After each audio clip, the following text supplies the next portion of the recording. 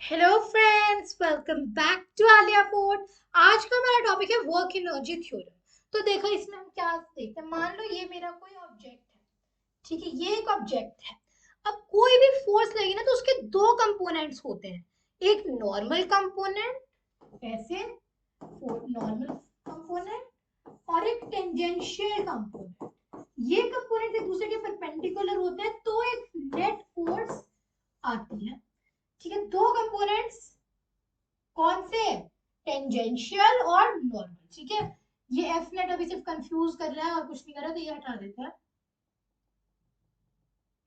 ठीक है, ये परपेंडिकुलर है दोनों, इसका आपको ध्यान रखना है।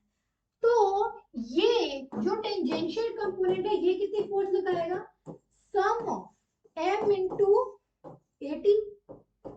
सिमिलरली नॉर्मल कंपोनेंट कितनी लगाएगा, sigma of M into A. ठीक है, अच्छा सिचुएशन कैसी है, ये जो ऑब्जेक्ट है ना इसका मास है m, ये एक्सेलरेशन a से चल रहा है। लेट्स अज्यूम इसकी वेलोसिटी अभी v1 से v2 गई है, कांस्टेंट एक्सेलरेशन a है।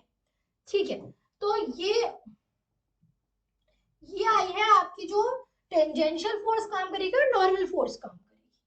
अब मान लो कोई छोटा सा डिस्टेंस ds कवर होता है, तो वर्क डन कितना होगा, ft plus fn times ds। अब जिस डायरेक्शन में डिस्प्लेसमेंट हो रहा है उस डायरेक्शन में जो नॉर्मल फोर्स है वो जीरो काम कर रही है, तो बना F T tangential force into DS, मतलब mass into acceleration into DS, मतलब M into DV by D into DS, मतलब एम वी डीवी। अच्छा ये रेंज कितनी है वैल्यूज की, v1 से v2 गया था, v1 से v2, v1 से v2। अब mv का डिफरेंशिएशन, m कांस्टेंट है, v का v स्क्वायर बाय 2, वैल्यूज क्या डालनी है, v1 से v2, मतलब m v2 स्क्वायर का half minus half m v1 square. ठीक है, मतलब change in kinetic energy, half M V क्या होता है काइनेटिक एनर्जी, तो half M V one square, half M V two square plus half M V one, तो change in kinetic energy is equal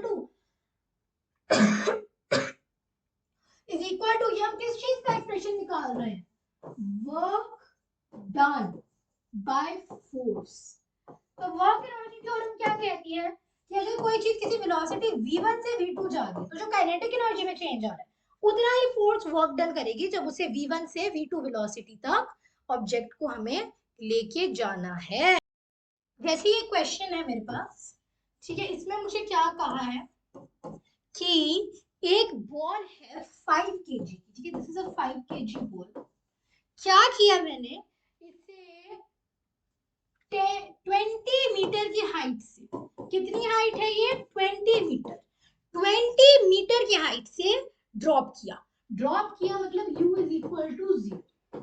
और मुझे कहा है कि it acquired a speed of, यहाँ पे आगे स्पीड कितनी 10 मीटर पर सेकेंड की। मुझसे क्या पूछा है, find the work done by the air resistance. ठीक है, तो सबसे पहले हम इसमें क्या निकालेंगे, ऊपर काइनेटिक एनर्जी कितनी थी, half into mass 5 into velocity 0 का स्क्वायर विच इज 0। नीचे कितनी थी, हाफ इंटू 5 इंटू वेलोसिटी कितनी आ गई 10 का स्क्वायर विच इज 250।